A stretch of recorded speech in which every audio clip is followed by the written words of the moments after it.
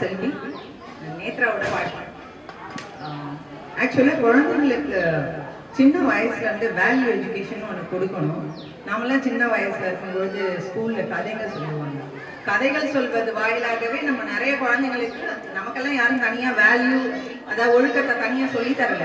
ஆனா அந்த கதைகள் மூலமாகவே நிறைய நம்ம கத்துக்கிட்டோம். ஆனா இப்ப அது ரொம்ப குறைஞ்சு போயிடுது. அதெல்லாம் ஞாபகப்படுத்துற மாதிரி என்னவோ தெரியல. இந்த இடத்துல இந்த நிகழ்ச்சி ரொம்ப நல்லா இருந்தது.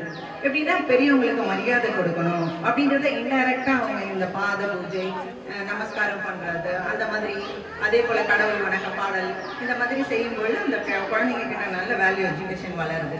அதே சமயத்துல வயதானவர்கள் வீட்டுல இருக்கும் பொழுது நிறைய ஸ்ட்ரெஸ்ஸா இருப்பாங்க.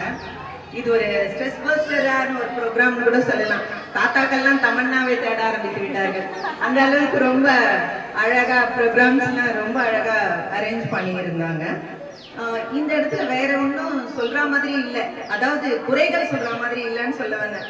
அதை விட முக்கியமா எல்லாருமே ஒருத்தருக்கு ஒருத்தர் வயதானவர்கள் கூட பார்க்கல, அவங்க பிடிச்சி இழுக்கிறதும் அவங்களோட சேர்ந்து நம்ம அந்த ஸ்போர்ட்டிவா நம்ம சின்ன வயசுல விளையாடுவோம் இல்லைங்களா, இந்த நம்பர் கேம்ஸ் எல்லாம் விளையாடுவோம். அந்த மாதிரி ஓடி போய் ஒருத்தவங்களை பிடிச்சி இழுத்து குரூப்ல நாம வின் பண்ணணும் அப்படின்ற எண்ணத்தோட விளையாடுறது ரொம்ப நல்லா இருந்தது.